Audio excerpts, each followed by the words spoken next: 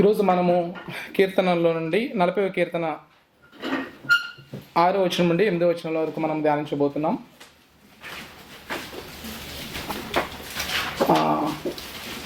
మనము చాలాసార్లు సాధారణంగా వింటుంటాం, my rules, my life, my way. నా జీవితం, నా నియమాలు, నా దారి, నా జీవితం నా ఇష్టానుసారంగా బ్రతుకుతాను, ఐ డోంట్ కేర్ ఎనీవన్, ఎవరి మాట కూడా వినను. ఇలాంటి మాటలు మనం చాలాసార్లు మనం వింటుంటాం. చాలామంది అంటుంటారు కూడా, వాళ్ళ కార్లు వెనకాల కానీ వాళ్ళ బైక్స్ వెనకాల కానీ ఇలాంటి కొటేషన్స్ రాసుకుంటూ ఉంటారు. మనం చూస్తుంటాం. సాధారణంగా మనుషులు తమ ఇష్టానుసారంగా తమ జీవితాలని బ్రతకడానికి ఇష్టపడుతుంటారు.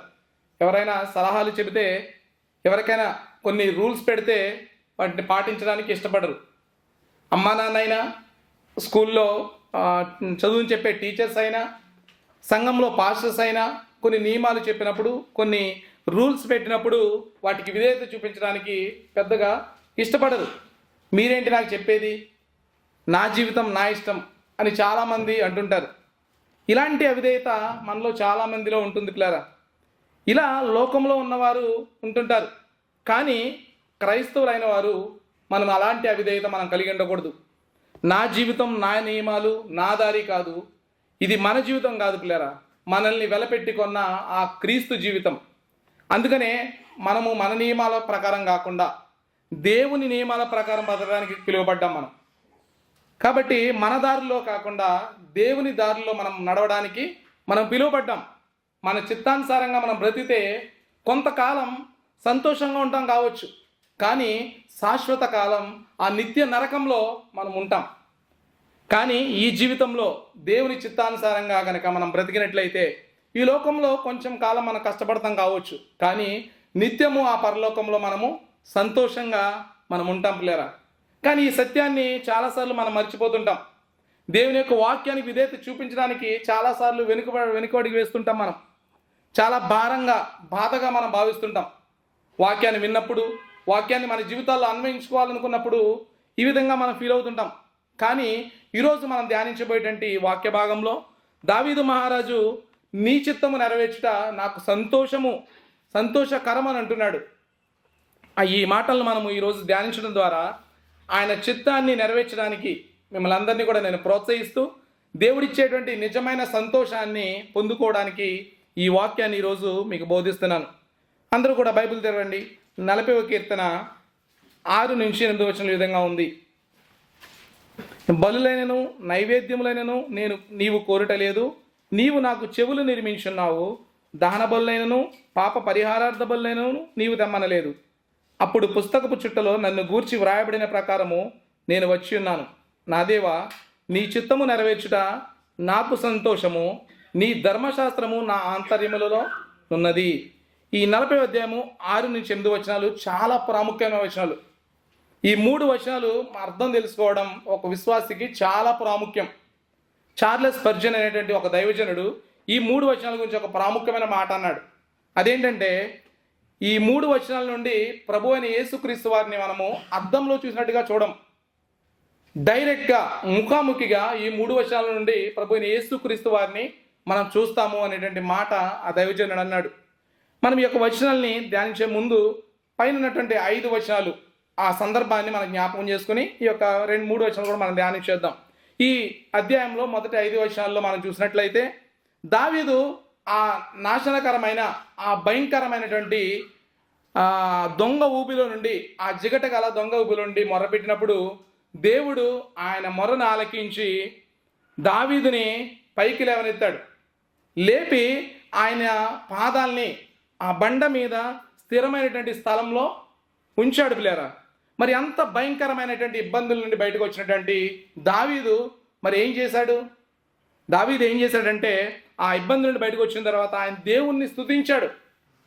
3వ వచనంలో ఉంటుంది ఆ మాట, తనకు స్తోత్ర రూపమగు క్రొత్త గీతమును మన దేవుడు నా నోట నుంచెను అని. ఆ భయంకరమైనటువంటి ఆ నాశనకరమైన గుంట ఊబిలో నుండి బయటకు లేవనెత్తిన తర్వాత ఆయన దేవుని స్తుతించాడు. స్తుతించడం మాత్రమే కాదు, ఆయన అక్కడితో ఆగిపోలేదు, కానీ తన జీవితాన్ని దేవుని యొక్క చిత్తానికి సమర్పించుకున్నాడు. ఆ వచనాలే మనము యొక్క 6 నుంచి 8వ భాగంలో మనం చూడబోతున్నాం. దేవుని యొక్క చిత్తానికి సమర్పించుకోవాలంటే మనకి 3 విషయాలు తెలుసుకోవాలి. మొదటిది, దేవుని యొక్క మాట వినేటువంటి చెవులు మనకు కావాలి. 6వ వచనంలో ఉంటుంది. రెండవది, దేవుని యొక్క గ్రంథంలో, దేవుని యొక్క వాక్యంలో ఏముందో మనకు తెలియాలి. 7వ వచనంలో మనం చూస్తుంటాం. మూడవది, దేవుని యొక్క వాక్యము మన హృదయంలో ఉండాలి. 8వ వచనంలో. సో మొదటి విషయం చూడండి, దేవుని యొక్క మాట వినేటువంటి చెవులు కావాలి. ఇక్కడ చూడండి 6వ వచనంలో, బలులనైనను నైవేద్యములనైనను నీవు కోరటలేదు, నీవు నాకు చెవులు నిర్మించున్నావు, దహన బలులైనను పాప పరిహారార్థ బలులైనను నీవు తెమ్మనలేదు. ఇక్కడ ఏమంటున్నాడు? బలులైనను నైవేద్యములైనను దహన బలులైనను పాప పరిహారార్థ బలులైనను నీవు అడగడం లేదంటున్నాడు. మరి ఏ విధంగా మనం అర్థం చేసుకోవాలి? నిజంగా మరి దేవుడు ఏ బలులు కూడా కోరలేదా? ఎప్పుడైనా ఎక్కడైనా దేవుడు మరి బలులను అడిగాడా? ఇది మనం అర్థం చేసుకోవాలి. ఎందుకు మరి దావీదు ఈ మాటలు అంటున్నాడు? చూడండి, దేవునికి బలులు ప్రాముఖ్యత కాదు. బలులు తెమ్మన్నాడు దేవుడు.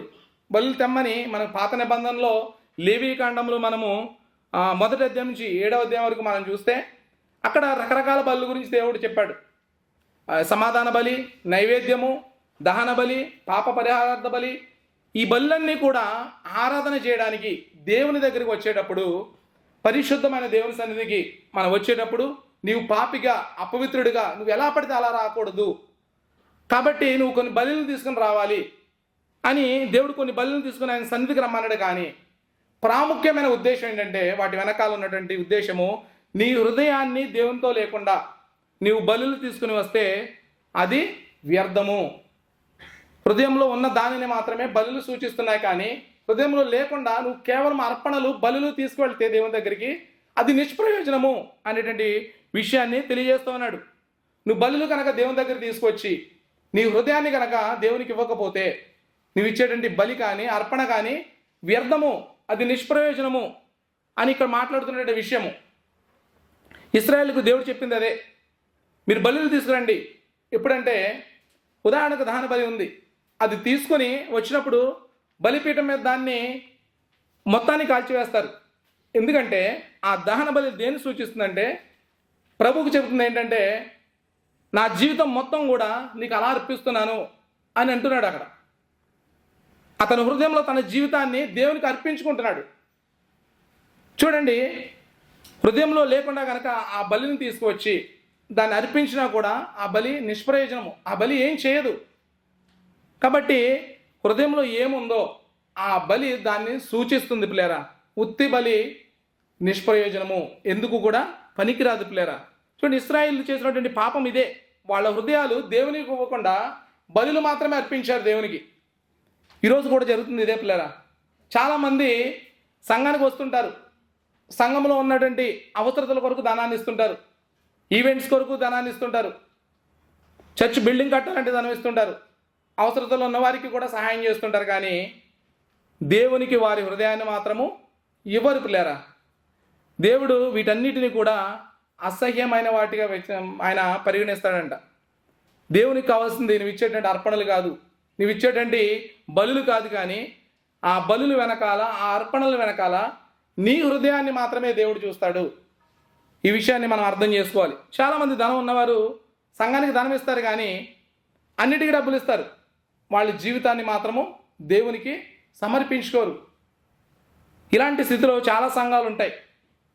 పరిశుద్ధత ఉండదు, కానీ పెద్ద పెద్ద చర్చ్ బిల్డింగ్స్ కడుతుంటారు, చాలా పెద్ద పెద్ద ఈవెంట్స్ వారు చేస్తుంటారు, కానీ వారి యొక్క జీవితాలు మాత్రం ఎప్పటికీ మారవలేరా.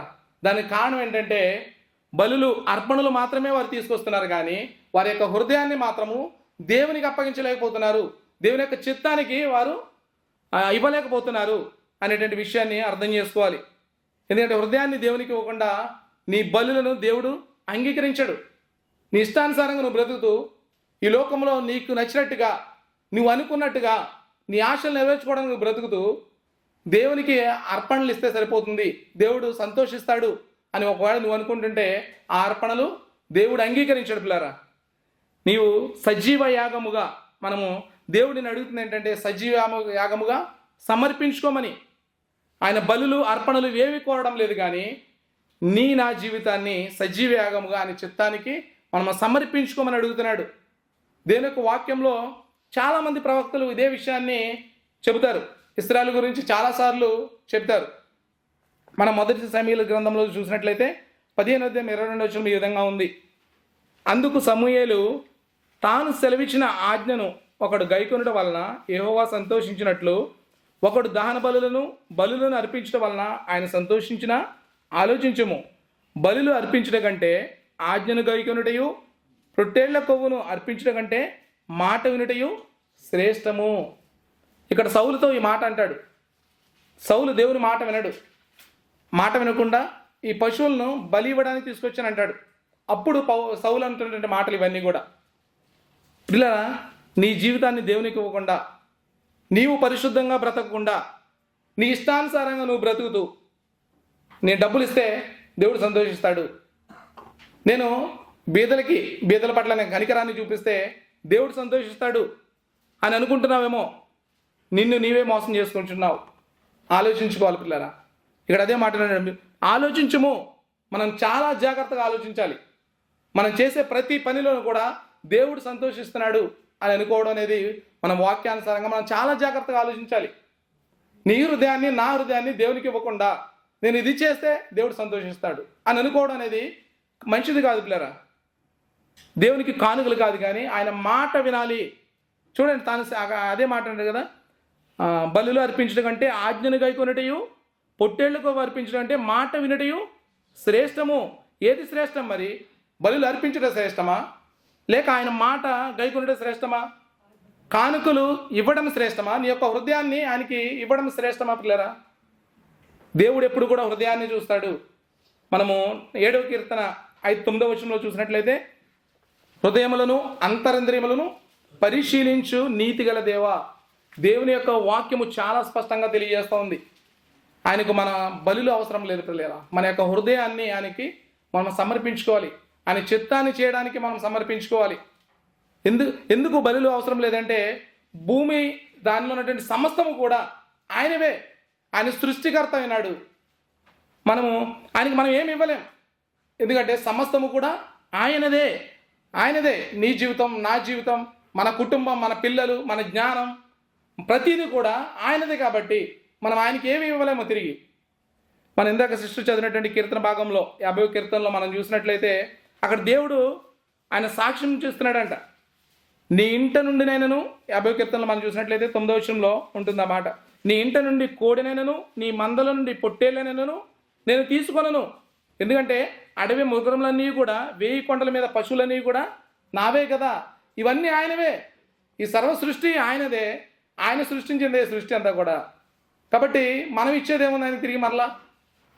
ఆయన చెప్తున్నది అదే, మీరు ఇచ్చేది కాదు, మీ ఇచ్చే హృదయాన్ని నేను చూస్తున్నాను అనేటువంటి విషయాన్ని చెబుతా ఉన్నాడండి. అందుకని 14వ ఆ మాట ఉంటుంది, చాలా ప్రాముఖ్యమైనది. దేవునికి స్తుతి యాగము చేయము, మహోన్నతినికి నీ మొక్కుబడులు చెల్లించము.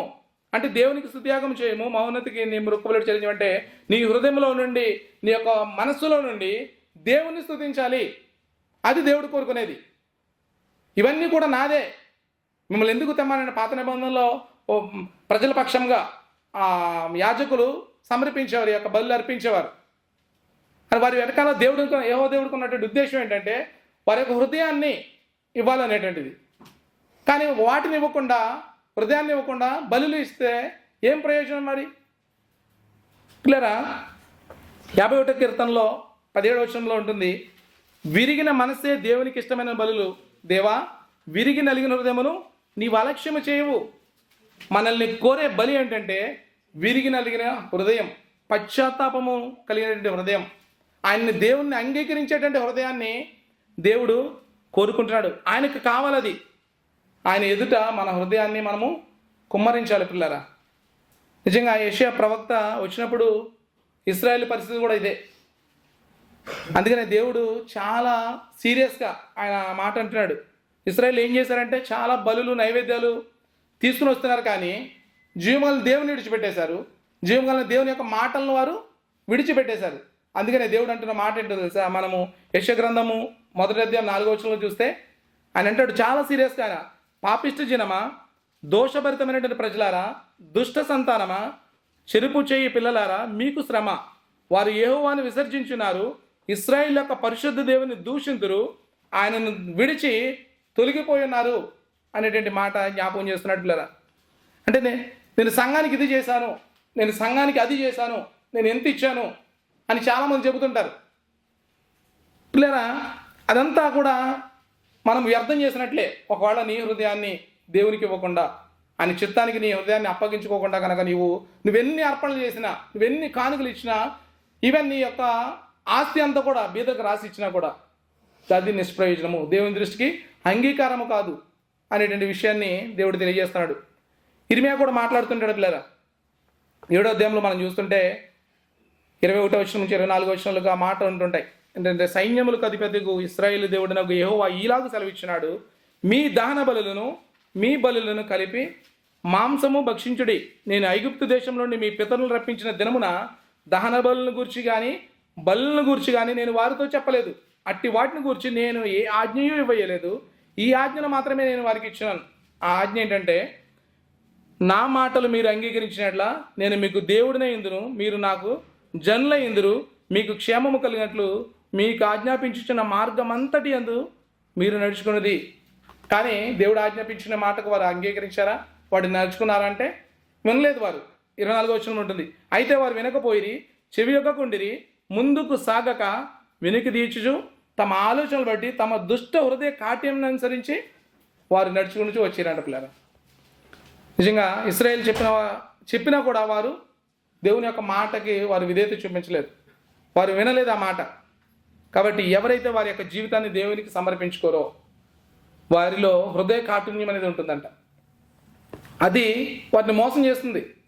ఆ హృదయ కాఠిన్యం అనేది ఏదైతే ఉంటుందో ఆ మాట వింటున్నారు కాబట్టి నువ్వు దేవునికి విధేయత చూపించడం లేదు అనేటువంటి విషయాన్ని తెలియజేస్తా ఉన్నాడు పిల్లరా. నిజంగా ఆయన బలు అడుగుతున్నాడంటే బలు అడగడం లేదు. ఆయన దహన బలు కానీ పాప పరిహారార్థ బలు కానీ ఇంకే బలు కూడా ఆయన అడగడం లేదు. కానీ ఆయన అడిగేది నిన్ను నన్ను, మన జీవితాన్ని దేవుడు అడుగుతున్నాడు. నీ హృదయము నా హృదయము దేవునికి మనం అప్పగించాలి. ఆయన చిత్తం చేయడానికి మనము ముందుకు రావాలి. దేవుడు తన కృప చేత మనకు జీవితాన్ని ఇచ్చాడు, అది ఆయనకి కావాలి. అది దేవుడు అడిగేది మన దగ్గర నుండి పిల్లరా. మనము చూస్తే ఇంకా ఇక్కడ ఆమోసు గ్రంథంలో కానీ మీకా గ్రంథంలో కానీ ప్రవక్తలందరూ కూడా ఇదే విషయాన్ని గురించి మళ్ళీ మళ్ళీ చెబుతారు.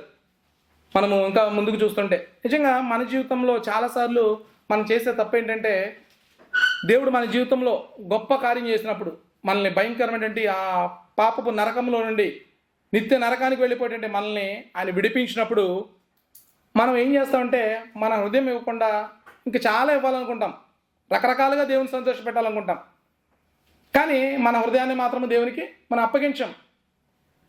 దయచేసి పిల్లరా, మనము అర్థం చేసుకోవాల్సింది ఏంటంటే, మన హృదయాన్ని ఇవ్వకుండా మనం ఏది ఇచ్చినా కూడా అది నిష్ప్రయోజనమే. ఆయనకి కావాల్సింది మన హృదయము అనే విషయాన్ని మనం అర్థం చేసుకోవాలి. నా జీవితంలో నిజమైనటువంటి సంపూర్ణమైనటువంటి ఆ యొక్క సంతోషం అనుభవించాలంటే దేవుని యొక్క చిత్తాన్ని మనం చేయాలి. అప్పుడే మనం నిజమైనటువంటి సంతోషాన్ని మనం కలిగి ఉంటాం. దేవునికి మన దగ్గర నుండి కావాల్సినవి అర్పణలు కాదు, మన దగ్గర నుండి ధనం కాదు, మన దగ్గర నుండి ఏ బలులు కోరుకోవడం లేదు. మన దగ్గర నుండి కోరుకునేది కేవలము మన హృదయాన్ని మాత్రమే దేవుడు కోరుకుంటున్నాడు పిల్లరా. ఎందుకంటే పాత నిబంధనలో యాజకులు ప్రజల పక్షాన ఆ యొక్క బలులు అర్పించారు. ఈరోజు మన ప్రధాన యాజకుడైనటువంటి ప్రభు అయిన యేసుక్రీస్తు వారు ఆ కల్వరి శిలువలో వేదనతో కూడినటువంటి ఆ మరణాన్ని మన కొరకు గొప్ప బలిగా ఆయన అర్పించున్నాడు. ఎందుకొరకంటే నీవు నేను ఆయన చిత్తాన్ని చేయాలని, దాని ద్వారా ఆయన సంతోషిస్తాడు. కానీ ఈరోజు నీవు నేను బలి అర్పించవలసిన అవసరం లేదు పిల్లరా. కనుక నీవు నేను కనుక మనం అనవలసింది ఏంటంటే, ప్రభువా నన్ను వాడుకో, నా జీవితం నీకు ఇస్తున్నాను, నీకు అప్పగిస్తున్నాను, నువ్వు నన్ను వాడుకో అనేటువంటి హృదయము మనం కలిగి ఉండాలి. మనం చాలాసార్లు పలానా ఆయన చేస్తారులే, దేవుని పని దేవుని యొక్క పరిచర్య ఉన్నప్పుడు వెంటనే పలానా బ్రదర్ పలానా సిస్టర్ వీళ్ళు చేస్తారు వాళ్ళు చేస్తారు ఇవే అనుకుంటాం. కానీ నేను నన్ను ప్రభువా నన్ను వాడుకో అనేటువంటి మాట అది దేవుడు కోరుకునేది మన హృదయంలో నుండి. అటువంటి హృదయం మనం కలిగి ఉండాలి. మనం చాలా భారంగా ఫీల్ అవుతుంటాం కొన్నిసార్లు దేవుని యొక్క చిత్తం అంటే. కానీ దేవుడు మనల్ని పిలిచేది ఏంటంటే, సమస్త భారం మోసుకొని వచ్చినటువంటి సమస్త జనులారా నా యొద్దకు రండి. ఆయన కాడి ఏ విధంగా ఉందంటే సులువుగాను తేలికగాను ఉందని. ఎప్పుడైతే నా జీవితం ఆయనకు అప్పగించుకుంటామో అది సంతోషంగా ఉంటుంది మన జీవితాల్లో. మన ఆయనకి అప్పగించేంత వరకు కూడా అది చాలా భారంగానే ఫీల్ అవుతుంటాం మనం. పిల్లరా, దయచేసి మనము ఆయన ఎదుట మనం ఒప్పుకోవాలి మన జీవితాన్ని, ఆయన ఎదుట కుమ్మరించాలి మన హృదయాన్ని. దేవా నన్ను వాడుకో, నేనున్నాను, నీ యొక్క పరిచయాలను వాడుకొని మన యొక్క జీవితాన్ని అప్పగించుకోవాలి. పిల్లలు, దేవుని యొక్క చిత్తం చేయడంలో కన్నా ఇంకా సంతోషకరమైనది ఈ భూమి మీద ఏదీ లేదు. మీరు ఈ యొక్క జీవితాల్లో మీరు ఒకసారి మీరు చూడండి. నా వ్యక్తిగతంగా నేను చాలాసార్లు వాక్యాన్ని అర్థం చేసుకోకముందు నేను కూడా చాలాసార్లు అనుకునేవాడిని, వారు చేస్తారులే, వీళ్ళు చేస్తారులే, లేదంటే పలానా నేను ఒకసారి సంఘానికి వెళితే సరిపోతుందిలే, లేదంటే వారం రోజులు నేను సంఘానికి వస్తే సరిపోతుంది, ఇలా అనుకునేవాడిని. కానీ ఎప్పుడైతే వాక్యాన్ని దగ్గరగా వాక్యం నేర్చుకోవడం ప్రారంభించానో, నా జీవితాన్ని ఆయనకు అప్పగించుకున్నప్పుడు దానిలో ఉన్నటువంటి సంతోషమును నేను అనుభవిస్తున్నాను నిజంగా. పిల్లరా, నాకు ఒక రోజు ఏదైనా సహవాసం మిస్ అయిపోయినాకో, నాకు ఇంకేది ఇచ్చినా కూడా దానికి తగ్గట్టు నేనేం దానిలో ఆనందపడినప్పుడు కూడా నా భార్య చెబుతూ ఉంటుంది, ఎందుకు ఇలా ఉన్నావు ఈ రోజు అంటే, నేను ఆ రోజు ఏదైనా మిస్ అయితే, సహవాసం మిస్ అయినా, బైబిల్ స్టడీ మిస్ అయినా, నేను ఏదేమి మిస్ అయినా కూడా నేను చాలా బాధపడుతుంటాను. దానికి బదులు నాకు ఏది ఇచ్చినా కూడా నేను సంతోషించాను నా జీవితంలో. పిల్లరా, మనము ఆ సంతోషాన్ని కలిగి ఉండాలి ఎప్పుడు కూడా. ఏంటంటే ఆయన చిత్తం చేయడం కన్నా మన ఈ భూమి మీద ఏది కూడా మనం సంతోషపరచదు. కానీ చాలామంది పిల్లరా రకరకాలుగా దేవుని సంతోషపెట్టాలనుకుంటారు, కానీ దేవునికి వారి హృదయాన్ని మాత్రము ఎవరు అప్పగించరు. కొంతమంది మంచి కార్యాలు చేసి దేవుని సంతోషపెట్టాలనుకుంటారు, కొంతమంది దాన ధర్మాలు చేసి సంతోషపెట్టాలనుకుంటారు. కానీ ఎప్పటి వరకైతే నీ జీవితాన్ని ఆయనకి సమర్పించుకుంటావో అప్పటి వరకు కూడా దేవుడు నీ జీవితాన్ని బట్టి ఆయన సంతోషించడు అనేటువంటి విషయం మనకు అర్థం కావాలి. పిల్లరా, ఆయనకి కావాల్సింది నువ్వు ఇచ్చేటువంటి ధనం కాదు, నువ్వు ఇచ్చేటువంటి ఏదీ కాదు, కానీ ఆయనకు కావాల్సింది నీ హృదయము అనేటువంటి విషయము మనకు అర్థం కావాలి. ఇంకా నువ్వు చెప్తూ అదే 6వ వచనంలో అని చెప్తూ అంటాడు, బలులను నైవేద్యమును తెమ్మనలేదు, కానీ ఆయన ఏం చేశాడంట. ఇప్పుడు 6వ వచనం 2వ భాగంలో చూస్తుంటే, నీవు నాకు చెవులు నిర్మించున్నావు అని దావీదు అంటున్నాడు. ఇది చదివినప్పుడు మనకి కొంత ఆశ్చర్యానికి గురి చేస్తుంది. నేను చదివినప్పుడు నాకు అనిపించింది, ఇదేంటి చెవులు నిర్మించడం ఏంటని. పిల్లరా, మనిషిలో ఇన్ని భాగాలు ఉన్నాయి కదా, తల ఉంది, కాళ్ళు ఉన్నాయి, చేతులు ఉన్నాయి, ఇవన్నీ ఉన్నాయి. కానీ దావీదు ఇక్కడ అంటున్న మాట ఏంటంటే శరీరం అంతా కూడా ఉంది. వీటన్నిటిలో కూడా మరి దావీదు ఎందుకు ప్రాముఖ్యంగా చెవుల గురించి మాట్లాడాడు? అసలు చెవులు నిర్మించడం అంటే ఏంటి మనం ఆలోచన చేస్తే పిల్లరా, ఈ యొక్క నిర్మించడం అనే దానికి హీబ్రూలో వాడిన పదం వెనకాల అర్థం ఏంటంటే త్రవ్వడం, డిగ్గింగ్. ఈ త్రవ్వడం అనేటువంటి పదాన్ని హీబ్రూలో వాడిన ఆ పదం వెనకాల అర్థం, దాని కోణంలో మనం ఒకసారి దావీదును అంటున్నటువంటి మాటలు మనం అర్థం చేసుకుంటే, ఇక్కడ అంటున్నాడు ఆయన 6వ వచనం 2వ భాగంలో, నీవు నాకు చెవులు త్రవ్వి ఉన్నావు అనేటువంటి మాట పలుకుతున్నాడు దావీదు. ఇక్కడ ఒకసారి చూస్తే సాధారణంగా మనము ఈ త్రవ్వడం అనే దాన్ని ఎక్కడ ఉపయోగిస్తుంటాం అంటే, భూమిని తవ్వి చాలా లోతుగా తవ్వి నీళ్లు తీస్తుంటాం ఆ బోరు వేయడానికి. అది 300 మీటర్లైనా కావచ్చు, లేదంటే 50 మీటర్లైనా కావచ్చు. ఈ విధంగా నీళ్లు పడేంత వరకు కూడా దాన్ని భూమిని తవ్వుతుంటారు. దాన్ని మనం త్రవ్వడం అంటాం. ఈవెన్ ఆయిల్ తీయాలన్నా కూడా అదే విధంగా ప్రాసెస్ చేస్తుంటారు. కానీ మరి ఇక్కడ మనం ఏం అర్థం చేసుకోవాలి? మనకి కనిపించే ఈ భౌతికపరమైనటువంటి చెవుల లేక ఆత్మీయ సంబంధమైనటువంటి చెవుల అనే దాని గురించి మనం అర్థం చేసుకోవాలి. పౌలు కూడా ఆయన ఎఫెసీ రాసినటువంటి పత్రికలో ఆయన ప్రార్థన చేస్తుంటాడు. మొదటి అధ్యాయం 17వ వచనంలో ఆయన అంటున్న మాట ఏంటంటే, మరియు మీ మనోనేత్రములు వెలిగింపబడినందున అనేటువంటి మాట ఆయన ప్రార్థనలో జ్ఞాపకం చేస్తుంటాడు. ఈ మాట అంటే మనసుకి మరి నేత్రాలు ఉంటాయా? మనం ఆలోచన చేస్తే లిటరల్గా నేత్రాలు ఉండవు, కానీ ఆత్మ సంబంధమైనటువంటి నేత్రాల గురించి పౌలు గారు మాట్లాడుతున్నారు అక్కడ సందర్భంలో. పిల్లరా, మనం అర్థం చేసుకోవాల్సింది, దేవుడు త్రవ్విన ఏదైతే చెవులు ఉంటాయో అవి హృదయానికి తాగుతాయంట. దావీదు అదే అంటాడు, దేవా నీవు నాకు చెవులు నిర్మించున్నావు. ఆ చెవులు ఏ విధంగా ఉన్నాయంటే దావీదుకి తన హృదయానికి కనెక్ట్ అయినాయి. దేవుడు ఏదైతే చెవులు దావీదుకు తవ్వాడో కాబట్టి ఆ హృదయానికి కనెక్ట్ అయినాయి. కాబట్టి దావీదు దేవునికి హృదయానుసారుడిగా ఉన్నాడు. పిల్లరా, దావీదు దేవుడు హృదయంలో ఏదైతే ఆలోచిస్తాడో దావీదు కూడా అదే ఆలోచిస్తాడంట. హృదయానుసారుడు అంటే అర్థం అది. మన జీవితాల్లో మరి మనము ఏ రోజైనా మనం ఆలోచిస్తామా, దేవుడు నా పట్ల ఇది ఆలోచిస్తున్నాడు, దేవుని యొక్క ఆలోచన ఇది, మరి నేనేం ఆలోచిస్తున్నాను? ఒకవేళ మన జీవితంలో కనుక దేవుడు త్రవ్వినటువంటి చెవులు కనుక ఉంటే దేవుని యొక్క మాట మన హృదయానికి తాగుతుందంట. పిల్లరా, అది దాని అర్థం. ఎప్పుడైతే దేవుని వాక్యం వింటామో అది మన హృదయానికి తాగుతాయి, దేవుడు త్రవ్వినటువంటి చెవులు కనుక మనం ఉన్నట్లయితే. తగిలిన వెంటనే మనం ఏం చేస్తామో తెలుసా? ఇది యెహోవా మాట, ఇది దేవుని మాట అని అర్థం చేసుకుని మన జీవితాన్ని దేవునికి సమర్పించుకుంటామంట, ఆ త్రవ్వినటువంటి చెవులు కనుక మనం ఉన్నట్లయితే. కాబట్టి దేవుని మాటలు మన హృదయానికి తాగకుండా ఆగిపోకూడదు. అందుకనే దేవుడు మన చెవులను లోపటికంట త్రవ్వుతాడంట పిల్లలు. మనకి నిజంగా మన హృదయానికి ఆయన మాటలు తాకిన వెంటనే మనం ఆయన మాటలు వినడమే కాదు, విని ఏం చేస్తామంటే తెలుసా పిల్లరా? ఎవడు దీనుడై నా మాట విని వణుకుచుండునో అంటే మనం వణుకుతామంట మనము దేవుని యొక్క మాటలు విన్నప్పుడు.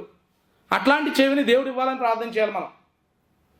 దావీదు ఎలా అయితే నీవు నా చెవిని త్రవ్వవు అంటున్నాడో, మనం కూడా అదే విధంగా దేవుని అడగాలి.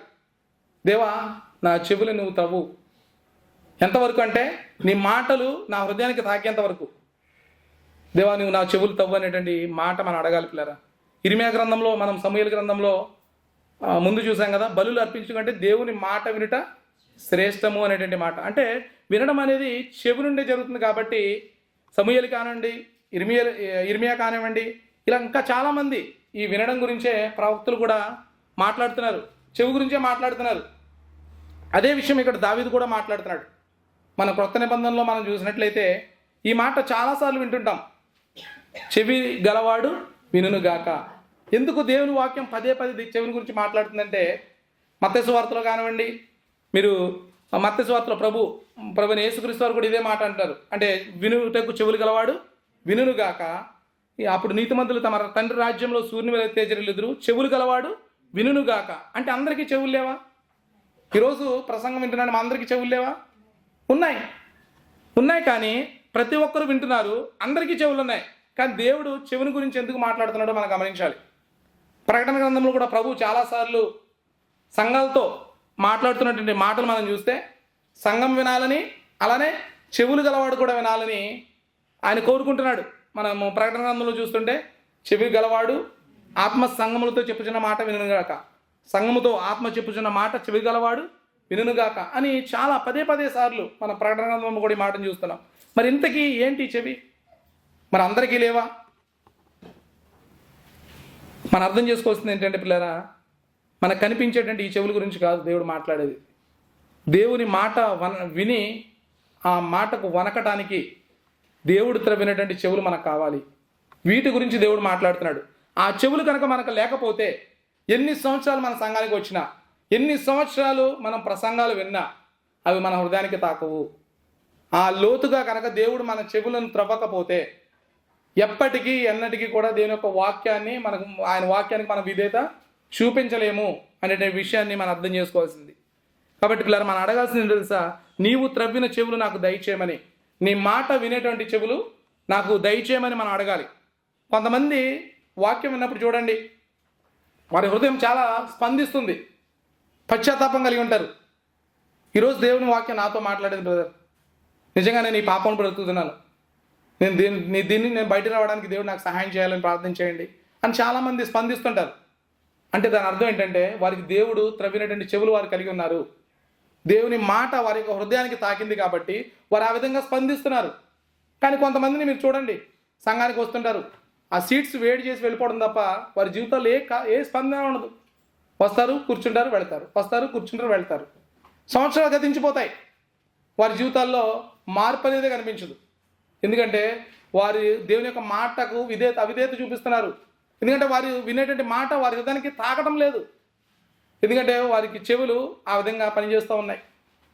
పిల్లరా, మనం అడగవలసింది ఏంటంటే, దేవా నాకు నా చెవులు మీరు తవ్వండి, నీ మాట నా హృదయానికి తాకాలి దేవా, నేను పశ్చాత్తాపడాలి. నువ్వు ఉండవలసినటువంటి విషయం ఏంటంటే ధర్మశాస్త్రం మాత్రమే.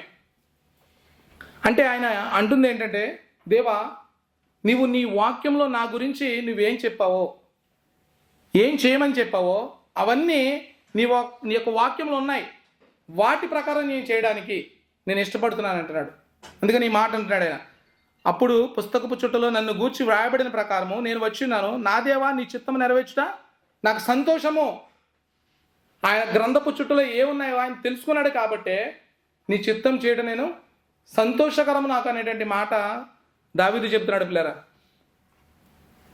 ఆయన రాజు కూడా దావీదు, మనం ఒకసారి ఆలోచన చేస్తే ఆయన రాజు కాబట్టి ద్వితీయోపదేశ కాండాన్ని అంతా కూడా ఆయన రాసుకొని దివారాత్రములు చదవాలి. ఎందుకంటే ధర్మశాస్త్రంలో ఏముందో అంతా చదివి దాని ప్రకారం ఆయన పరిపాలన చేయాలి రాజుగా. ఆయన ఆ విధంగా జీవించాలి. కాబట్టి తప్పకుండా ఆయన గ్రంథంలో ఏదుందో దావీదుకి తెలియాలి పిల్లరా. నిజంగా బాధాకరం ఏంటంటే ఈ రోజుల్లో మనలో చాలామందికి ప్రపంచంలో ఏం జరుగుతున్నాయో తెలుసు, ట్రంప్ ఏం చేస్తున్నాడో కూడా తెలుసు, స్పోర్ట్స్ విషయంలో కానీ న్యూస్ విషయంలో కానీ యుద్ధాలు ఏం జరుగుతున్నాయో కానీ ఇవన్నీ తెలుసు. కానీ దేవుని వాక్యంలో దేవుడు ఏ రాయించాడో తెలియదు. బ్రదర్ ఇది మీ ఈ యొక్క అధ్యాయం కానీ ఈ యొక్క వచనం కానీ ఎక్కడుందని అడిగితే తెలియదు. ప్రపంచం అంతా తెలుసు వాడికి. ఏం ప్రయోజనం పిల్లరా? దేవుని గ్రంథంలో ఏముందో తెలుసుకోకపోతే ఏ విధంగా నువ్వు దేవుని యొక్క చిత్తాన్ని నెరవేర్చగలవు? నీ జీవితంలో ఏ విధంగా దేవుని సంతోషపరచగలవు? దావీదు అంటున్నాడు అంతే, దేవా గ్రంథపు చుట్టలో నువ్వు ఏదైతే నా గురించి నువ్వు రాసావో, ఏం చేయమని నువ్వు నాకు గురించి తెలియజేసావో దాన్ని చేయడానికి నేను వచ్చాను భూమి మీదకి. పిల్లరా, కాబట్టి ఎక్కడైతే దేవుని యొక్క జ్ఞానం లేదో ఉండదో ప్రజలు నశించిపోతారని వాక్యం చెప్తుంది. తప్పకుండా దేవుని యొక్క జ్ఞానాన్ని మనం కలిగి ఉండాలి, లేకపోతే మనం నిత్య నరకానికి వెళ్ళిపోతాం. పిల్లరా, నీవు నేను ఎందుకు వచ్చామంటే దేవుని యొక్క వాక్యంలో ఆదికాండం మొదలుకొని ప్రకటన గ్రంథం వరకు కూడా మనం ఏం చేయాలో, మనం ఎలా బ్రతకాలో దేవుడు మనకి తెలియజేశాడు. కాబట్టి వాటిని చదువుకొని అవన్నీ చేయడానికే మనం భూమి మీదకి వచ్చాం. ఈ సత్యాన్ని మనం చాలాసార్లు మర్చిపోతుంటాం. మన ఇష్టానుసారంగా మనం లేం బ్రతకడానికి. నా జీవితం, నా ఇష్టం, నా దారి, నా రూల్స్ ఇవి లేవు. మనలందరినీ కూడా వెలపెట్టుకున్నాడు దేవుడు. ఆయన ప్రాణాన్ని ఇచ్చాడు మన కొరకు. మరి మనం ఏమి ఇవ్వబోతున్నాం? మనం ఏమి ఇస్తున్నాం ఆయనకి? ఆయన ఇచ్చినటువంటి వాక్యాన్ని చదవలేకపోతున్నామే ఈరోజు. వాక్యంలోని సత్యాలు మనం నేర్చుకొని అప్పుడే మనం దేవుని యొక్క చిత్తానికి మనం లోపడగలం మన జీవితాల్లో. పిల్లరా, మనం ఆయన చిత్తం చేయాలంటే తప్పకుండా తెలియాల్సింది ఏంటంటే దేవుని వాక్యంలో నిన్ను గురించి ఏం చేయమన్నాడో అది తెలుసుకోవాలి. చాలామంది ఎప్పుడో ఒక ప్రశ్న అడుగుతుంటారు, నా జీవితంలో మరి దేవుని చిత్తం ఏంటి అనేటువంటి ప్రశ్న తరచుగా మనం చూస్తుంటాం. దేవుని చిత్తము నీ జీవితంలో ఏమిటంటే దేవుని చిత్తం అంతా కూడా ఆయన వాక్యంలోనే చెప్పాడు. పిల్లరా, నువ్వు 7 రోజులు ఉపవాసం చేస్తానో, నీ మోకాళ్ళు నలబడే వరకు నువ్వు మోకాళ్ళు వేస్తానో దేవుని చిత్తం కాదు కనిపించేది. మంచిది ఆ విధంగా ఉండడం, కానీ దేవుని చిత్తం అంతా కూడా ఈ 66 పుస్తకాల్లోనే ఉంది. పిల్లరా, దీన్ని చదవాలి మనం. మొదటిగా నువ్వు పరిశుద్ధంగా బ్రతకడం దేవుని చిత్తం, నువ్వు దేవుని బిడ్డలతో ఉండడం దేవుని చిత్తం, నువ్వు సంఘంతో సహవాసం చేయడం దేవుని చిత్తం, నువ్వు ప్రార్థన చేయడం దేవుని చిత్తం, నువ్వు సంఘానికి రావడం దేవుని చిత్తం, నీ తోటి సహోదరులు ప్రేమించడం దేవుని చిత్తం. పిల్లరా, దేవుని మీద నిరీక్షణ పెట్టుకోవడం దేవుని చిత్తం, దేవుని మహిమ కోసం బ్రతకడం దేవుని చిత్తం, నీ సమయాన్ని దేవుని మహిమ కోసం వాడడం దేవుని చిత్తం. ఇదంతా కూడా దేవుని చిత్తమే. ఇదంతా కూడా వాక్యంలోనే ఉంది. ఈ వాక్యాన్ని ఎప్పుడైతే చదువుతామో దేవుని యొక్క చిత్తాన్ని మనం తెలుసుకోగలం. దానికి తగినట్టుగా మన జీవితాన్ని దేవునికి సమర్పించుకోగలం. అప్పటి వరకు మనం దేవుని యొక్క చిత్తాన్ని మన జీవితాల ద్వారా మనం చేయలేం. పిల్లరా, మనం అనుకుంటూ ఉండవచ్చు, నేను పలానా చేస్తే దేవుడు సంతోషిస్తాడని. నువ్వు చేయవలసింది మొట్టమొదటిది, ప్రాముఖ్యమైనది ఆయన వాక్యాన్ని చదవడం, ఆయన గురించిన జ్ఞానాన్ని మనం అర్థం చేసుకోవడం. ఆయన ఏమైనాడో, మనం ఏమైనామో, మనం ఎంత బలహీనమో, ఆయన ఎంత పరిశుద్ధుడో తెలియాలంటే నువ్వు వాక్యాన్ని చదవాలి. నువ్వు వాక్యం చదవకుండా ఆయన ఎవరో నీకు ఎలా తెలుస్తుంది? మనం ఎవరో మనం తెలియాలంటే కూడా మనం వాక్యమే చదవాలి. మనం ఎంత బలహీనమో, మన ఎంత నిత్య నాశనానికి వెళ్ళేవారమో, మనం దేవుడు మన పట్ల ఎంత విస్తారమైన కృప చూపించాడో తెలియాలంటే వాక్యం చదవగలుగుతారా? ఇప్పుడు ఉద్యోగానికి వెళ్ళినప్పుడు, లేకపోతే వివాహం చేసుకున్నప్పుడు దేవుని చిత్తాన్ని అడుగుతూ ఉంటారు. ఈ ఉద్యోగం చేయొచ్చా బ్రదర్? దేవుని చిత్తం నా పట్ల ఎలా ఉంది? పలానా అమ్మాయిని నేను పెళ్లి చేసుకోవడం దేవుని చిత్తమేనా? ఇది కాదు పిల్లలు. దేవుని చిత్తం అంటే వాక్యమే దేవుని చిత్తం. మన కొరకు దేవుడు రాయించాడు. ఈ యొక్క వాక్యాన్ని, ప్రతి పదాన్ని మనం క్షుణ్ణంగా చదివి అర్థం చేసుకొని మన జీవితాల్లో అన్వయించుకోవాలి. ఇదే దేవుని చిత్తం. దాని ద్వారా బ్రతికినప్పుడు మన జీవితాల ద్వారా దేవుడు సంతోషిస్తాడు. దావీదు అదే అంటున్నాడు, నీ గ్రంథపు చుట్టలో నన్ను గురించి రాయించిన ప్రకారము నేను వచ్చి ఉన్నాను, నేను వచ్చిన నా దేవా నీ చిత్తం నెరవేర్చుట నాకు సంతోషం. అప్పుడు భారంగా ఉండదండి మన జీవితాల్లో దేవుని చిత్తం చేయడం. చాలా సులువుగా ఉంటుంది నీ జీవితాన్ని, నా జీవితాన్ని దేవునికి అప్పగించినప్పుడు. కాబట్టి దేవుని చిత్తము, ఆయన సంకల్పం అంతా కూడా దేవుని వాక్యంలోనే ఉంది. కాబట్టి దేవుని వాక్యంలో ఏముందో మనం అర్థం చేసుకొని దేవుని చిత్తాన్ని మనం చేయడానికి మనం ముందుకు నడవాలి పిల్లరా. ఇది 2వ విషయం. 3వ విషయం చూడండి. 3వ విషయము 8వ వచనంలో ఉంటుంది. దేవుని యొక్క వాక్యము అంట మనము దేవుని వాక్యం ఏముందో తెలుసుకోవడం మాత్రమే కాదు, దేవుని యొక్క వాక్యాన్ని మన హృదయంలో ఉండాలంట. ఇది మూడో విషయం. 8వ వచనం 2వ భాగం చూడండి. నీ ధర్మశాస్త్రము నా ఆంతర్యములో ఉన్నది. దేవుని వాక్యము తెలిస్తేనే సరిపోదు, నీ హృదయంలో దేవుని యొక్క వాక్యం ఉండాలి. దేవుని యొక్క వాక్యంతో మన హృదయాల్ని మనం నింపుకోవాలి. పిల్లల, చాలామందికి జ్ఞానం ఉంటుంది, బైబిల్ మొత్తం ఎక్కడ ఏ వచనం ఉందో చెబుతారు, కానీ వాళ్ళ హృదయాల్లో మాత్రం వాక్యము నివాసం చేయదు. వాళ్ళు జ్ఞానం మాత్రమే పెంచుకుంటారు, కానీ విధేయత చూపించరు వాక్యానికి. మూడో మాట ఏంటంటే నువ్వు నీ హృదయంలో దేని యొక్క వాక్యము ఉండాలి. దావీదు అదే అంటున్నాడు, నీ ధర్మశాస్త్రం అంతా కూడా నా హృదయంలో నా ఆంతర్యంలో ఉన్నది. అంటే నా హృదయంలో ఉందంటున్నాడు ఆయన. దేవుడు ఇచ్చినటువంటి ధర్మశాస్త్రం అంతా కూడా దావీదు హృదయంలో ఉంది కాబట్టి దావీదు దేవునికి హృదయానుసారిగా బ్రతకగలిగాడు. మనము 119వ కీర్తన 11వ వచనం చూస్తే దావీదు అంటాడు కదా, నీ ఎదుట నేను పాపము చేయకున్నట్లు నా హృదయంలో నీ వాక్యము ఉంచుకున్నాను. అంతేకాదు, సాతాను శోధించినప్పుడు ప్రభువైన యేసుక్రీస్తు వారు కూడా ద్వితీయోపదేశ కాండంలో నుండి సాతానికి సమాధానం ఇస్తాడు. ఎందుకు మరి అలా చేశాడు అంటే దేవుని వాక్యం అంతా కూడా దేవుని యొక్క కుమారుని హృదయంలో ఉంది పిల్లారా. అందుకనే తండ్రి చిత్తానికి తను సంపూర్ణంగా సమర్పించుకున్నాడు ఆయన. దేవుని వాక్యము కనుక మన హృదయంలో లేకపోతే మనం శోధనలు గుండా వెళ్ళినప్పుడు, బాధలు గుండా వెళ్ళినప్పుడు మనము వాటిని జయించలేము. దేవుని యొక్క చిత్తాన్ని మనం ఎప్పటికీ తెలుసుకోలేము. మన హృదయంలో తప్పకుండా దేవుని వాక్యము నింపుకోవాలి. అప్పుడే మనము ఈ యొక్క శ్రమలు గుండా వెళ్ళినప్పుడు, శోధనలు గుండా వెళ్ళినప్పుడు, ఈ పాపపు లోకములో మనం బతుకుతున్నప్పుడు వాటిని మనం జయించగలం. దావీదు హృదయంలో ధర్మశాస్త్రం అంతా కూడా నింపుకున్నాడంట ఆయన. ఉన్నది అంటున్నాడు. మరి మన హృదయాల్లో దేని యొక్క వాక్యం ఉందా? ఏ సందర్భంలోనైనా మనం ఏ విధంగా స్పందిస్తున్నాం? మనకి పాపం చేయడానికి అవకాశం వచ్చినప్పుడు, ఈ యొక్క పతనమైనటువంటి లోకంలో మనం బ్రతుకుతున్నప్పుడు మన యొక్క స్పందన ఏ విధంగా ఉంది? వాక్యము సంఘానికి వస్తేనే వాక్యం, సంఘం వెలుపలికి వెళ్తే వేరే జీవితం. కానీ నా జీవితంలో, మన హృదయాల్లో కనుక దేవుని యొక్క వాక్యం ఉంటే నువ్వెక్కడున్నా కూడా దేవుని సంతోషపరచగలవు. ఈ బయట లోకంలో నుంచి ఎదురయ్యేటువంటి శోధనలు కానీ, ఇబ్బందులు కానీ, పాపపు ఆలోచనలు కానీ వాటిని జయించగలవు. క్లియరా? దేవుని వాక్యాన్ని ఎప్పుడైతే మన హృదయంలో ఉంచుకుంటామో అప్పుడే మన జీవితాల్లో ఆయన చిత్తాన్ని మనము నెరవేర్చగలం. మన జీవితాన్ని దేవుని చిత్తానికి సమర్పించుకోవాలంటే మొదటిది మనం ఏం చూస్తాం? దేవుడు త్రవ్వినటువంటి చెవులు మనకు కావాలి. అప్పుడే మనం దేవుని యొక్క వాక్యాన్ని వింటాం. విన్న తర్వాత మనం రెండవది దేవుని యొక్క వాక్యంలో మన గురించి ఏం చెప్పాడో అది మనము తప్పకుండా చదవాలి, తెలుసుకోవాలి. తెలుసుకోవడం మాత్రమే కాదు, కానీ మూడవది అది తప్పకుండా మన హృదయంలో మనము కలిగి ఉండాలి. ఆ వాక్యాన్ని మనం నింపుకోవాలి. అప్పుడే మనము వాక్యానికి లోబడతాం పిల్లరా. ఈ మూడు కనుక మనం చేసినట్లయితే నిజంగా మన జీవితాల్ని దేవుని యొక్క చిత్తానికి మనం సమర్పించుకోలేం. మరి దేవుని యొక్క చిత్తాన్ని మనం సంపూర్ణంగా నెరవేర్చగలం. అప్పుడే దేవుడు మన అర్పణలను అంగీకరిస్తాడు. నువ్వు సంఘానికి నువ్వు ఏది ఇచ్చినా కూడా అది దేవుడు అంగీకరిస్తాడు. కానీ నీ హృదయాన్ని ఇవ్వకుండా, ఇవేవీ కాకుండా, నాకు ధనం ఉంది కదా, నేను ఏదైనా స్పాన్సర్ చేస్తా, నేను బస్సు స్పాన్సర్ చేస్తా, నేను ఇది చేస్తా, నేను ఫుడ్ స్పాన్సర్ చేస్తా అంటే అవన్నీ కూడా చెత్త కుప్పలో వేసినట్టే నీ హృదయాన్ని ఇవ్వకపోతే. కాబట్టి దయచేసి పిల్లరా, మనం తప్పకుండా దేవుని యొక్క వాక్యాన్ని మన హృదయంలో నింపుకొని మన హృదయాన్ని ఆయనకు అర్పణగా మనం ఇవ్వాలి. ఇది దేవుడు కోరుకునేది.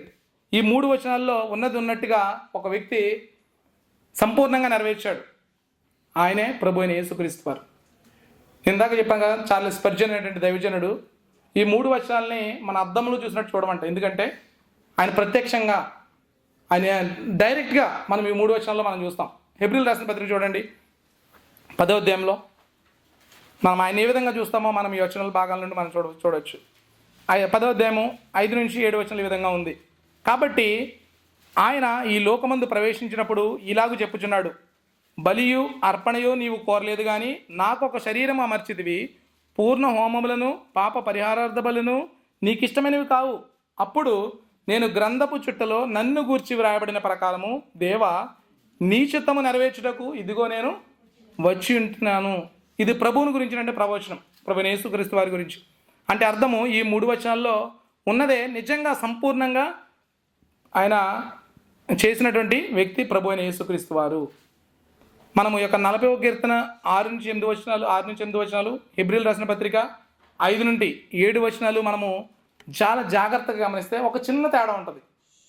ఈ 3 వచనాలు ఆ 3 వచనాలు మనం చదివినప్పుడు ఒక చిన్న తేడా ఉంటుంది. మీరు ఎప్పుడైనా చదివారో చూడండి. మనం ఇప్పటి వరకు ధ్యానించాం.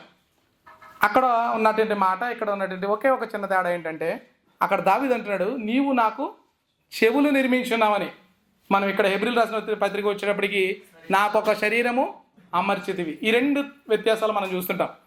కొత్త నిబంధన రాసేటప్పుడు మరి ఎందుకు చెవులు నిర్మించున్నావని రాయకుండా శరీరము అమర్చితివి అని రాశాడంటే, మనం అర్థం చేసుకోవాల్సింది ఏంటంటే, దేవుని కుమారునికి తండ్రి చిత్తము వినేటువంటి చెవులు ఆల్రెడీ ఉన్నాయి.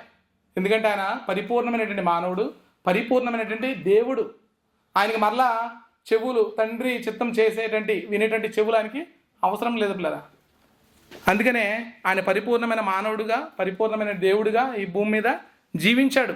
దేవుని కుమారుని యొక్క రాకడ తండ్రి అయిన దేవుడే సిద్ధపరిచాడు. తండ్రి సంకల్పం చేయడానికి కొరకే ఆయన భూమి మీదకి వచ్చి ఉన్నాడు. ఆయన కుమారుడు మాత్రమే చేయగలడు కాబట్టి ఆయన కుమారునికి ఒక శరీరాన్ని అమర్చాడంట పిల్లరా. ఇది మనం అర్థం చేసుకోవాలి. ప్రభువైన యేసుక్రీస్తు వారు తన తండ్రి యొక్క చిత్తానికి తాను పూర్తిగా అప్పగించుకున్నట్టుగా మనం యోహాను సువార్తలో చాలాసార్లు మనం చూస్తుంటాం. దేవుని కుమారుడు ఎప్పుడు కూడా తండ్రి చిత్తానికి తాను సంపూర్ణంగానే అప్పగించుకున్నాడు.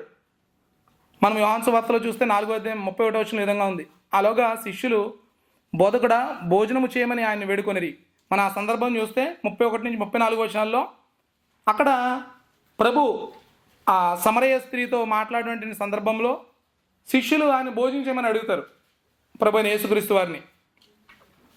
ఆయన అడిగినప్పుడు ఆయన ఏమంటాడంటే, నన్ను పంపిన వాని చిత్తము నెరవేర్చుటయు ఆయన పని తుదముట్టించుటయు నాకు ఆహారమైనది. చూడండి పిల్లరా, ఇట్లాంటి స్థితిని దేవుడు కోరుకుంటున్నాడు. ఇట్లాంటి మనసుని మన దగ్గర నుండి కోరుకున్నాడు. దేవుని కుమారుడే మనకి బెస్ట్ ఎగ్జాంపుల్. ఆయన ఆహారం ఏముందంట, తన తండ్రి చిత్తము నెరవేర్చడము, ఆయన పని తుద ముట్టించడమే ఆయన ఆహారమైనది. అది మనకి కావాలి. మన ఆహారం ఏం కావాలంటే, మనం తినడానికి ఎంత ఆశపడతాం, ఈ విధంగా ఉండాలంట. తండ్రి చిత్తం చేయడానికి మనం ఎందుకు భూమి మీదకి వచ్చామంటే, ఆయన చిత్తం చేయడానికే మనం భూమి మీదకి వచ్చాం. ఆ ఉద్దేశం చేత దేవుడు మనల్ని భూమి మీద పుట్టించాడు. మరి ఆ ఉద్దేశాన్ని మనం తెలుసుకున్న తర్వాత మనం ఏం చేయాలి అంటే, దాని కొరకు ఆ ఆతృత పడాలంట. మనం ఆ ఆకలి కోసం ఎంత ఎదురు చూసి, కొన్నిసార్లు లేట్ అయిందనుకోండి భోజనం చేయడం, ఎలా ఉంటుంది, ఎలకలు పరిగెడుతుంటాయి కదా, ఎప్పుడు తిందామని. కానీ నిజంగా మనకి ఎప్పుడైనా మరి వాక్యము వినాలి, వాక్యం చదవాలి, వాక్యానుసారంగా నడవాలి. ఈరోజు నేను ఈ వాక్యం విన్నా, మరి ఈ వాక్యం అంతా కూడా ఈ వారంలో నేను దాని ప్రకారం బ్రతకాలి అని ఎప్పుడైనా మనం ప్రాక్టీస్ చేసామా? దాని కొరకు మనకు ఆతృత ఉండదు చాలాసార్లు కదా పిల్లరా. ఇది మనకి ప్రభువైన యేసుక్రీస్తు వారు మనం నేర్పించేది. తండ్రి అక్కడ అంటున్నాడు, అసలు ఆయన ఏమంటాడంటే, నా ఆహారమే దేవుని చిత్తం చేయడం, ఆయన పని తుదమిట్టించడం. శిష్యులు అడుగుతున్నారు భౌతికపరమైన ఆహారం కోసం, కానీ ప్రభువైన యేసుక్రీస్తు వారు చెప్తున్నారు, నన్ను తండ్రి అయిన దేవుడు దేని కొరకు నన్ను పంపించాడో ఆయన పని తుదముట్టించడమే నా ఆహారం అయిందని చెప్తున్నాడు. పిల్లరా, తండ్రి ఏ పని అయితే ఆయనకి అప్పగించాడో ఆ పని తుదముట్టించడమే ఆయన ఆహారం అని ప్రభు ఇక్కడ చెప్పాడు. మన యోహాను సువార్త 6:39 చూస్తే, నా ఇష్టమును నెరవేర్చుటకు నేను రాలేదు, నన్ను పంపిన వాని చిత్తము నెరవేర్చుటకే పరలోకం నుండి దిగి వచ్చుదని దేవుని కుమారుడు మరలా చెప్తున్నాడు. తండ్రి చిత్తం చేయడానికే నేనున్నాను, అందుకే నేను వచ్చి ఉన్నాను అంటున్నాడు. పిల్లరా, దేవుని బిడ్డలుగా దేవుని కుమారుడు రక్తంలో కడుగబడినటువంటి మనందరికి కావాల్సింది ఈ మనస్సు. ఏ మనస్సు అంటే, తండ్రి నీ చిత్తం నేను చేస్తాను, తండ్రి నన్ను వాడుకో, నా జీవితాన్ని నీకు ఇస్తున్నాను అనేటువంటి మనస్సు మనం కలిగి ఉండాలి. ఇది దేవుడు మన నుండి కోరుకునేది పిల్లరా. 8:29 కూడా యోహాను సువార్త ఆయన అంటున్న ఇంకొక మాట మనం చూస్తే, నన్ను పంపినవాడు నాకు తోడైనాడు, ఆయనకి ఇష్టమైనటువంటి కార్యం నేను ఎల్లప్పుడూ చేదును కనుక ఆయన నన్ను ఒంటరిగా విడిచిపెట్టలేదని చెప్పాను. ఇక్కడ కూడా తండ్రి నీకు ఏది ఇష్టమో అదే నేను చేస్తాను ప్రభువా అనేటువంటి మాట చెబుతున్నాడు పిల్లరా. గొప్ప మాదిరి ప్రభువైన యేసుక్రీస్తు వారే మనకి. అలానే 17:4 కూడా యోహాను సువార్త అంటాడు, చేయుటకు నీవు నాకు ఇచ్చినట్టు పని నేను సంపూర్ణంగా నెరవేర్చి భూమి మీద నిన్ను మహిమపరచుతిని. తండ్రితో చెప్తున్నాడు, తండ్రి నీవు నాకు ఇచ్చిన పని నేను సంపూర్ణంగా నెరవేర్చుతిని, నీ చిత్తమును సంపూర్ణంగా చేశాను, నీ చిత్తమే నా ఆహారము, నేను నిన్ను మహిమపరచుతిని, నీ చిత్తానికి నేను అప్పగించుకుంటున్నాను ప్రభువా తండ్రి అనేటువంటి విషయాన్ని ప్రభు అయిన వారు తెలియజేస్తున్నట్లు లేరా. అంటే ఆయన తండ్రి చిత్తాన్ని సంపూర్ణంగా అప్పగించుకున్నట్టుగా మనం చూస్తాం. ఇదే సమర్పణ మన జీవితాల్లో. ప్రభు అయిన యేసుక్రీస్తు వారే మనకు గొప్ప మాదిరి. మనం చేయలేనటువంటి ఆ బలిని, మనం అప్పగించలేనటువంటి, మనము అర్పించలేనటువంటి ఆ బలిని ప్రభు అయిన యేసుక్రీస్తు వారే మన స్థానంలో మన కొరకు ఆయన తను బలిగా అర్పించుకున్నాడు. మనం ఇవ్వవలసింది ఈ రోజుల్లో మనం ఏ బలి మనకు ఇవ్వలేం, కానీ కేవలం మనకి ఇచ్చినటువంటి హృదయాన్ని ఆయనకి ఇవ్వాలి. ఇదే దేవుడు మన దగ్గర నుంచి కోరుకునేది కదా. సజీవ యాగముగా మనం కనుక మనం ఆయనకి సమర్పించుకోకపోతే దేవుణ్ణి ఎప్పటికీ కూడా మనం సంతోషపెట్టలేం. ఈ లోకంలో మీరు ఏదైనా ఇవ్వండి, కానీ దేవుని ఎప్పటికీ కూడా మనం సంతోషపెట్టలేం. మనం సజీవ యాగముగా మనల్ని మనం అప్పగించుకోవాలంటే ఆయనకి. ఎందుకంటే దేవుడు మన జీవితాన్ని ఇచ్చాడు కాబట్టి, ఈ జీవితం నీదే ప్రభువా, నన్ను వాడుకోదేవా అనేటువంటి హృదయము మనం కలిగి ఉండాలి. కాబట్టి ఒకవేళ ఆ విధంగా లేకపోతే మనం ఎప్పటికీ కూడా దేవునితో మనం నడవలేం. పాపమే వెంటాడుతుంది, పరిశుద్ధత ఉండదు మన జీవితాల్లో. మన దృష్టిని జయించలేం, ఎప్పుడు కూడా పాపంలోనే పడిపోతుంటాం. ఎందుకంటే నీవు నీ హృదయాన్ని దేవునికి అప్పగించలేదు కాబట్టి. మనం సబ్మిట్ అవ్వాలి ఆయనకి, మన లోబడాలి, మనం ఆయన వాక్యానికి విధేయత చూపించాలి. మీరు ప్రాక్టీస్ చేయండి. మీరు ఎవరైనా సరే ఒకసారి ఒక వ్యక్తి జిమ్కి వెళ్ళాడు అనుకోండి, ఒకసారి 6 ప్యాక్ వచ్చేస్తాయా? రావు కదా. అలానే వాక్యాన్ని మనం ప్రతిరోజు కూడా మెడిటేట్ చేయాలి, ప్రాక్టీస్ చేయాలి, ఎక్సర్సైజ్ చేయాలి. దేవుడు కృప అనుగ్రహిస్తాడు. మనము కొన్నిసార్లు విధేయత చూపించడం కష్టం కావచ్చు, కానీ దేవుడు తప్పకుండా మన కృప అనుగ్రహిస్తాడు. ఆ ఇబ్బందుల నుండి, ఆ అరికుల నుండి, ఆ శోధనల నుండి, ఆ పాపము నుండి బయటకు రావడానికి తప్పకుండా దేవుడు మన కృప అనుగ్రహిస్తాడు. మన ఆయన పైన ఆధారపడాలి మన జీవితాల్లో. దేవా నన్ను వాడుకో, నీ చిత్తాన్ని చేయడానికి నన్ను పంపించావు, నా జీవితాన్ని నీకు సమర్పించుకుంటాను, నన్ను వాడుకో ప్రభు అని మనం తప్పకుండా ఆయన యందు మనము మోకరిల్లాలి ప్రభు, ఆయన అడగాలి పిల్లరా. బహుశా ఇంకా మీలో ఎవరైనా మీ పాపాలను మీరు ఒప్పుకోకుండా మీకు నచ్చినట్టుగా బ్రతుకుతూ మీ హృదయాల్ని దేవుని ఇవ్వకుండా ఒకళ్ళు దూరంగా వెళ్తున్నారు మా పిల్లరా. దయచేసి ఈరోజే మీ హృదయాల్ని దేవునికి అప్పగించండి. నీ చిత్తం చేయడానికి నన్ను పంపినా దేవా, నన్ను వాడుకో, నేనున్నాను. యెషయా అంటాడు, ఎవరు వెళ్తున్నా అంటే నేనున్నాను ప్రభు అంటాడు. ఎవరు జ్ఞానం ఉన్నవారు కాదని దేవునికి కావాల్సింది, ఏమీ లేని వట్టివారు, ఏ జ్ఞానం లేని వారు దేవునికి కావాలి. నీ జ్ఞానం కాదు కదా దేవుడు చూసేది, నువ్వుగా ఎలా ఉన్నావో దేవునికి కావాలి. అది దేవుడు మన దగ్గర నుంచి కోరుకున్నాడు. కాబట్టి మనం ఆ విధంగా మన హృదయాన్ని మనం అప్పగించాలి. ఎందుకంటే ఆయన కనికరము గల దేవుడు పిల్లరా. ఆయన వైపు తిరిగితే మనల్ని ఎప్పటికీ కూడా ఆయన కాదనడు. కాబట్టి కృపగల దేవుని యొక్క పాదాల చెంతకు మనం వచ్చి, దేవా నేను పాపిని అని మనము గ్రహించి పశ్చాత్తాపడి మనము ఆయన వేడుకున్నట్లయితే మన పాపాలను ఆయన క్షమించి తన పిల్లలుగా చేసుకొని ఆయన చిత్తాన్ని సారంగా మనం నడవడానికి, ఆయన సంతోషపరిచేటువంటి పిల్లలుగా మనము నడవడానికి దేవుడు కృప అనుగ్రహిస్తాడు. కాబట్టి ఈ విధంగా మన యొక్క జీవితాలను మనము ఆయనకు అప్పగించుకుందాం. మన జీవితాల ద్వారా దేవుని యొక్క చిత్తాన్ని నెరవేరుస్తూ భూమి మీద ఆయన మహిమ కొరకు మనం బ్రతుకుదాం. దేవుడి యొక్క వాక్యాన్ని మనందరి వీటిలో కూడా దీవించడం గాక. ఆమేన్.